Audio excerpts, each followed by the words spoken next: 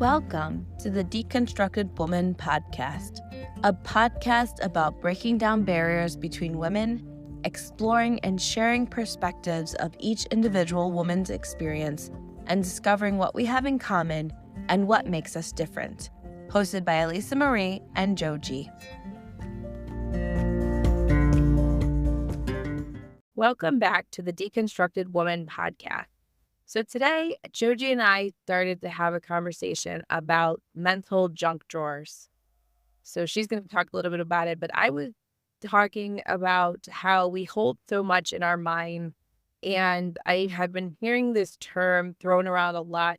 Some people are in agreement that the idea of a mental dump, or putting all your information down on paper, or putting all of your things, organizing your mental capacity, is something that people have talked about and that I've come across in a lot of different circumstances.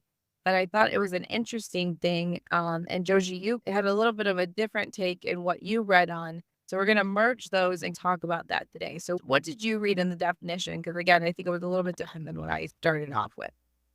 When I Googled the definition of the mental junk drawer, it said something about it's a metaphor for emotions and stress. And then when things overspill, it can create patterns that are not productive or something to that effect. When you first mentioned this to me and I wasn't familiar with the term, I had actually originally conceptualized something very similar to a physical drawer, but really more about just stuff that we're trying to keep in our heads, which might be a mixture of personal stuff, work stuff, all the different things and thoughts that fleet through our mind from, moment to moment.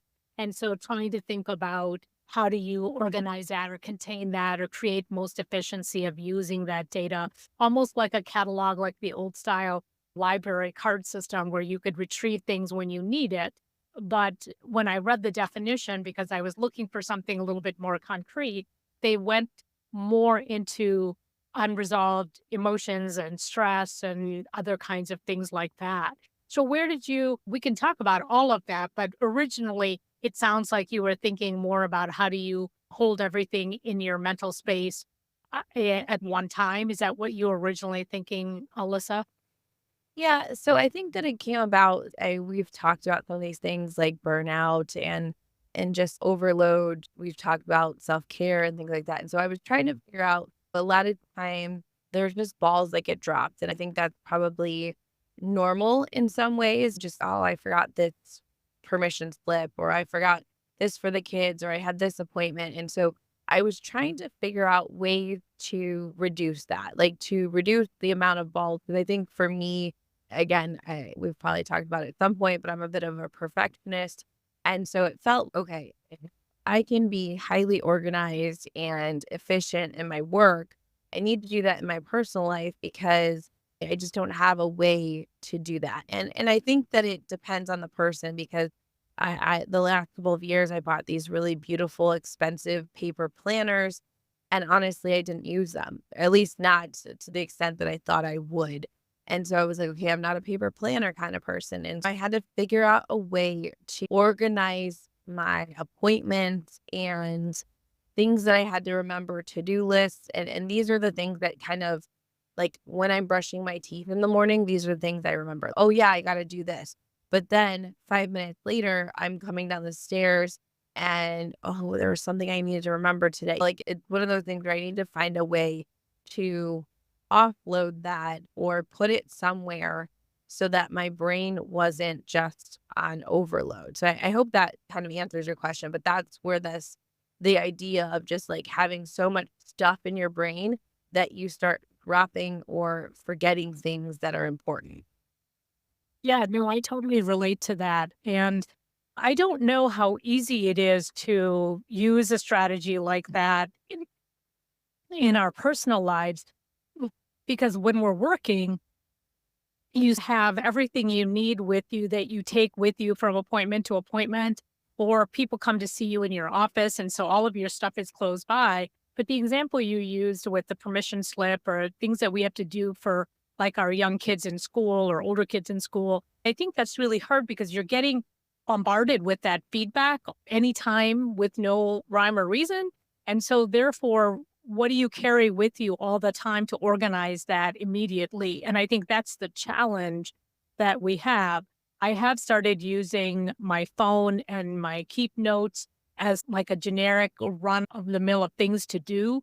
And so, like, I have our grocery list on that. So then I have gotten into a habit because my phone is usually with me wherever I go. So if I'm cooking and I run out of something and I have to put it on my grocery list, if I don't do it at that moment, I will never remember to put it on there and I won't have it the next time I need it. So I've moved from paper to doing it on my phone and keep doing it on a list that way. And it's not that different than what that paper organizer was, the date book that we all used to carry 10, 15 years ago. It's just that everything has gotten moved into the electronic arena instead of paper. And I know you're pretty tied to your phone as well. Is that something that you think could work for you in terms of being able to capture it when it passes through your brain to do it on your phone? Or is that something that would be challenging as well for you? Yeah, that's what I essentially concluded was that I needed to have it on my phone. If it wasn't on my phone, it wasn't happening. And so many times, so that's when I got a Google Calendar, and that has really helped me because I've been able to put in not only things that are going on, tasks and things like that, but I've also been able to say, reminder, make sure like the kids need to wear their shirt last week for camp. And so I put in a reminder and said, make sure kids have their blue shirts on Friday, stuff like that, that I would typically forget or maybe think, oh, it was Thursday, but it's actually Friday. Like, I think that there's a lot of different things where I'm thinking something as I read an email. I'm like, gosh, I'm reading this email. I need to put this somewhere. And so that has helped me to offload some of that. But I still think that there's things that get missed because the calendar helps in some ways, but there's still so much that needs to be remembered on a daily basis. It just like changes and we've talked about like I have 4 kids and oh, this daycare is closed today. And so I need to make sure I get a babysitter for that. Or I have to text this person. I think that there's even in light of apps and things like that, there's still a mental load that we carry. And one of the things that before I forget, because I meant I have looked into this a little bit and I keep trying to figure out like how to we talk about delegating, but I think that women in general do have a higher load. Like I had asked my husband to call the pest control and he was like, oh, I would, yeah, absolutely. But you have the email. They would email me because I always check email and he doesn't. And so I was like, oh, I have email. So I will just call them. Like it was one of those things where like it would just be easier for me to do it that task. And I was like, okay, that's now on my to-do list. So that's just one small example. But I do think that sometimes we have a bigger task load or things that maybe are not. We talked about recently, like divide of household. So I think that all of these kind of things come into play when we're talking about mental capacity. Yeah, and I wanted to add to that because I find myself having I get so distracted so quickly that even if I'm like repeating to myself, don't forget this, you got to write this down, you got to write this down, you got to write this down. And then before I know it, I've forgotten it.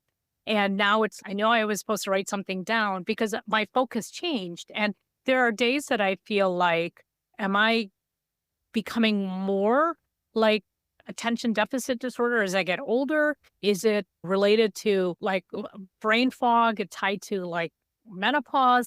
There are days that I just wonder what is going on. Like I can't hold anything in my head long enough to even write it down or put a note somewhere about it because I'm so easily distracted. So like there are days that I worry that there's like an organic issue going on or I've got too much on my mind and I don't even know how to clear it up so that I can focus more. And I guess that's what I'm also wondering, is that really the heart of what this mental junk drawer looks like for you? Is just like getting that clearing up the space so that you can focus? Because I'm sitting there with you on that, if that's the way you're also describing this. I think that's a common concern. And so dementia and Alzheimer's run in my family. And I think but amongst my family, like we always tease each other, "Oh, you're getting older," like that, or maybe that as we get older, that is something that comes into play.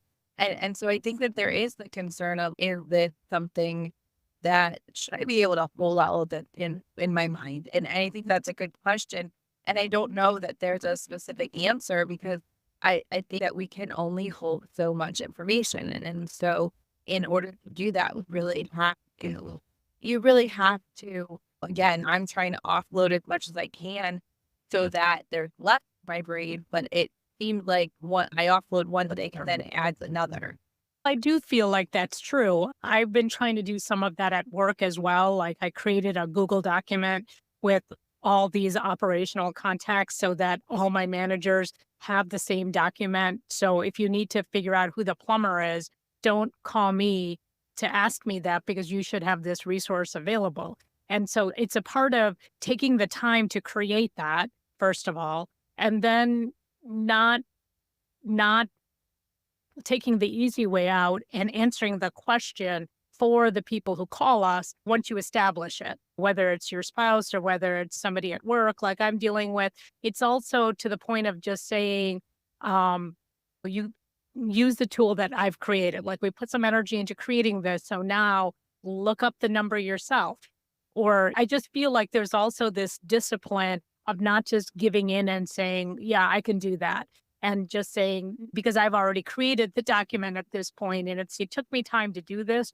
And I did it because I think it's important so that at work. So for example, when I've got a day off, you're not calling me to ask me, who do I contact for this or that or the other? Because this document that I've shared with you, has anybody opened it? Have you looked at it? Because you're still calling me when the information is on there. So I do feel like there's resistance to using a tool like that so that you can effectively delegate. Not that I don't think that these folks want to use the information because some people are really good with it. But I do feel like in a personal life situation where you have that information not shared because one person usually does take the lead on it. And realistically, who's got the time to figure that out? And I don't know, like if there is, you could use a Google Doc again to set it up at home, but it just, unfortunately, it just takes time to do it. And I wish that there was some way that we could share contacts or something like that so that it's not, because absolutely, even though it's not an intentional way for your partner to say, give me the email, and then we think to ourselves, if I have the email, it's just easy enough for me to go ahead and email them directly instead of sending it to you and then you got to send it. But then we're back to square one. And so it is like a really difficult thing to juggle. And because there isn't necessarily a good way to create that common document, I don't know. I'm not exactly sure how we would do that. Yeah, and I think that's again, that goes back to that delegating and such a good point that we do need to offload or delegate when things come up. And I think for me, I'm always I'll just it's so much quicker for me to do things. But I think that's part of why my mental load and why, and again, it comes back to burnout and why that feels so much heavier is because there's just so much swirling around in my head. And I'm not able to say, hey, I need to share the load because it's just too much for me. I think that's something that we don't always acknowledge or really take a full sense of. And I will say that there's something to be said for a to-do list and keeping a running list. I know that lately I've been dropping things that are just falling through the cracks. And so I was reminded about maybe you need to write things down and maybe you need to, because there are so many inputs that are coming in to you that maybe there's a way. And I didn't really put a lot of credence into it until I started doing it again. And there's almost a sense of relief when you do write it down. I don't know whether you do it on your phone or a piece of paper or whatever. It's almost like you don't have to, the extra mental energy to make sure that it stays there is almost reduced because you have it somewhere that you could reference when you need it, if that makes sense. And so I did feel a little bit differently, like all of a sudden, the extra stress I had of not dropping the ball was replaced with some security that I had put it somewhere. And I had a list that I could go through that kept me focused. Because as I was reading the article, and this is probably a good time to, introduce the idea, is what they talked about in terms of what are some solutions for the mental junk driver drawer, and how do you clean it up or use that metaphor, really to the fullest, is things we've already talked about: being present and staying present focused and not getting lost in the past or things that are taking you away from where you should be focusing your attention.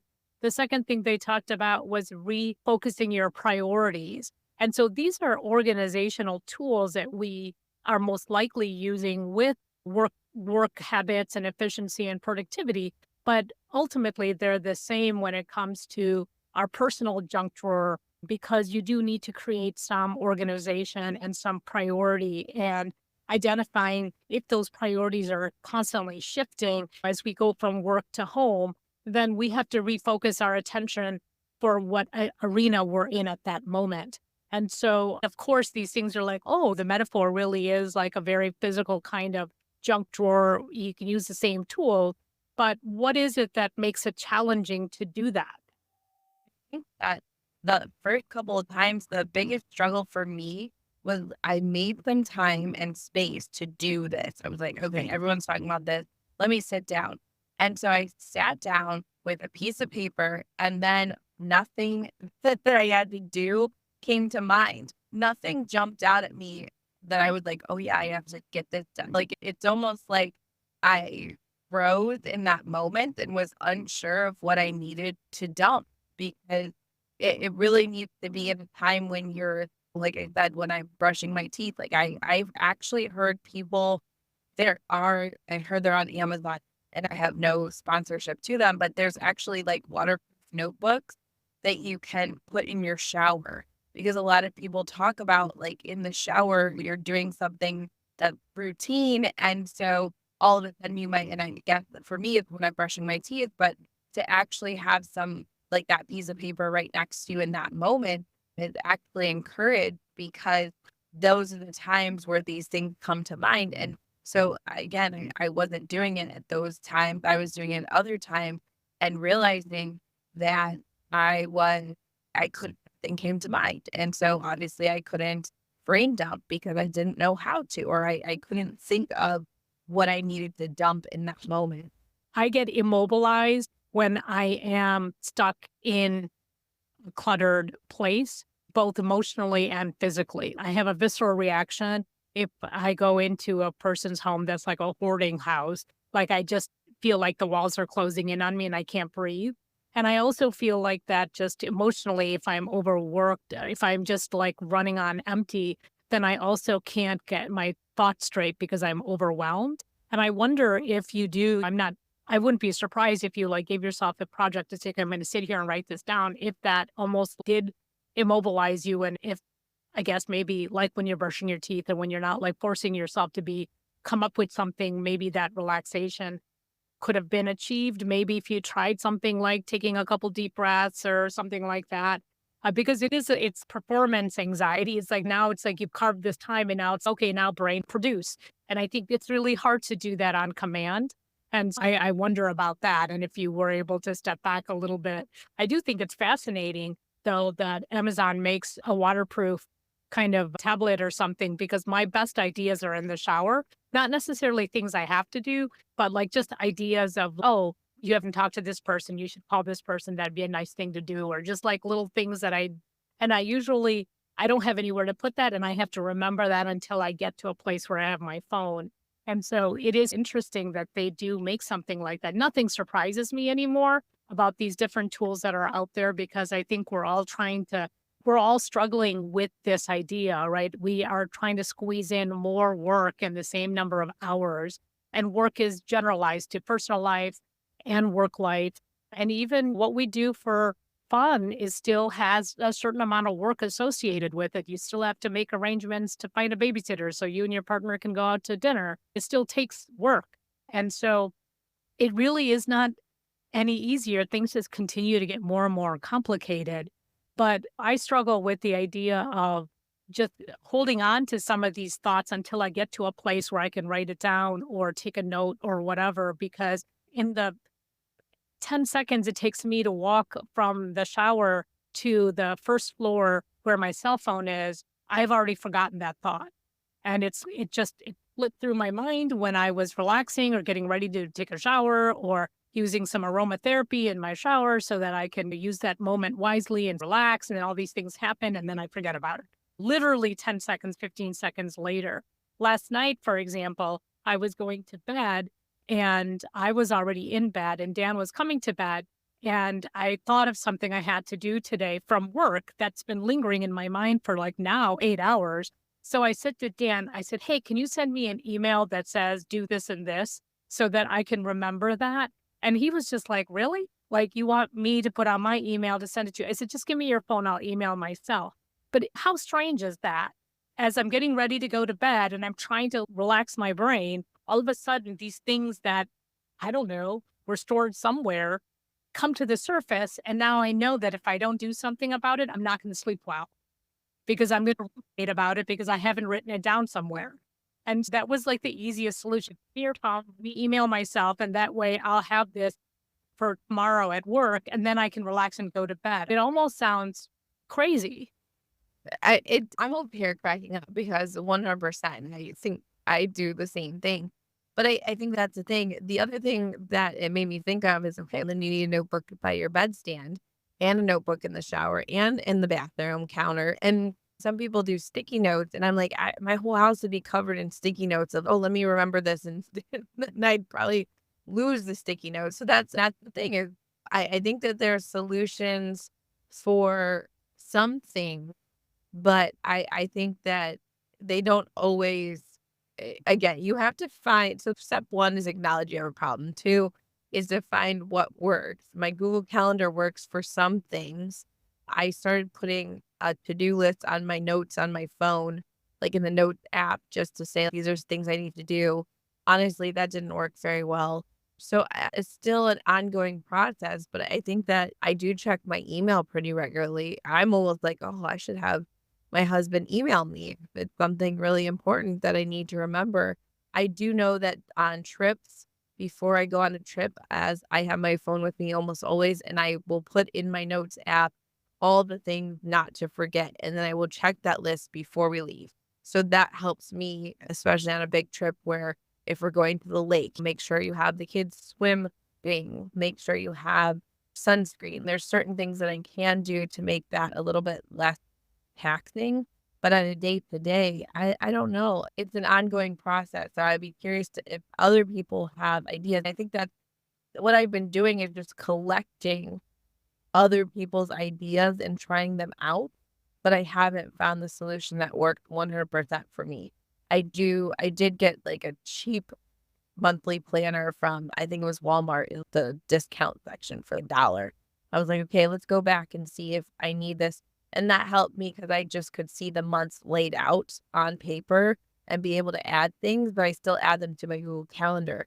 I don't know. I don't know that I have a solution, and I would be, again, open to hearing other people's ways that they do it. And I think that's what I'm doing right now is just collecting ideas because I think that when you were talking about having written it down, that release, that ability to put it down on paper and then let go of that anxiety of, am I forgetting something?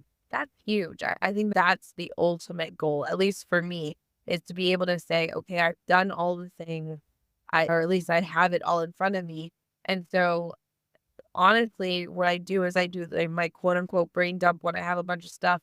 And then I put that paper down and maybe a month later I go back and check and usually I've done all of the things on the paper throughout the month without having to reference back to it. And that's assuming those things don't have to be done right away. So I think that it's definitely the mental load is hard sometimes, but there are solutions out there. Yeah, and I don't think that we're gonna find the perfect solution. I think you have to find out what works for you and try a couple different things. And I don't think there's gonna be one thing that meets all these different needs because we're constantly bombarded. And I think that's where we have to give ourselves grace is that the way we are, number one, most of us listening are women. And so that means that we're doing double duty or triple duty when you've got children involved in the mix as well. So you're taking care of so many different people. And so when you're at work, you're thinking about home. When you're at home, you're thinking about work. And then you're thinking about all the different things that interplay within that. And so part of it is being able to give yourself some grace. But then for those of us who are type A personalities, and when you drop a ball and it's something that is known to more people, whether it's at work or whether it's with your friend group or some car commuting group or whatever it is, and now you're embarrassed, then that makes you feel really bad about yourself and how you can beat yourself up about it. So there needs to be a certain amount of grace about that. And we're so hard on ourselves that it's so hard to give us ourselves that. But as we try different things, we need to know, like everything else, it's a part of the process, and we're in on our way, and that's all we can do. And feel good and pat yourself on the back when you do remember and things go smoothly, and give yourself a little bit of a break when things don't go smoothly. And it's easier said than done. And I totally acknowledge that because I'm a type A personality as well. But there's just no way to survive it because there's just too much stimulation. We're overstimulated for it feels 20 out of 24 hours. And so therefore, there's only so much our brains can actually hold on to. And there's just no way around it. And as Alyssa was saying, we love your input on this information. If you have ideas that have worked for you, I know there are people who do family calendars and family tasks and things like that in their kitchen. I've heard of that. But if you have other ideas, electronic, paper, or anything else that works for you and your family, please share that with us, because this is really a group that is going to share resources and help everybody out. And what works for you may work for somebody else that's listening. And we would love to create like a toolkit that all of us can use and feel more successful every day in our overscheduled, overburdened life. As we've talked about before, you can reach out to us at thedeconstructedwoman@gmail.com or the Facebook page with the same name, or you can reach out to one of us if you know us personally, and we share that information with the group when we get it. For today's discussion, just talking about it and giving us a little space to breathe, I feel like that has really helped me just take a breath and realize I'm not alone in this journey. Alyssa, I don't know if you have any final comments, but I'll pass it to you to close us out. I wanted to just say that one of the other things when you were saying about give yourself grace is also to surround yourself with other people who will help you and pick up the slack when you need it. Because I was thinking about you, Joji. I know I had a conflict last week, and you were able to help me out by covering when we had our book club. And I was thinking of you and thinking, when you have those people who you need to do two different things at the same time, and somebody says, I'll jump in and help you, you need to surround yourself with those kind of people too. So thank you for that. I wanted to give you a shout out. But I think that, like you said, we'd love to hear how other people manage this. And I really look forward to hearing other ideas and going from there. So if you want to reach out to us, like Joji said, feel free to. Please feel free also to leave us a review. We'd love to hear that this is making an impact on your life. And we'll look forward to our next discussion. So thank you.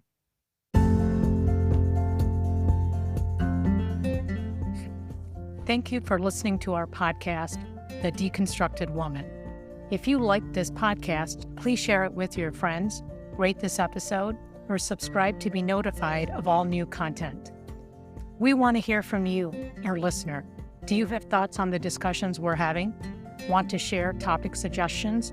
Or want to join us for a topic that you're passionate about? Contact us at our email address, thedeconstructedwoman@gmail.com.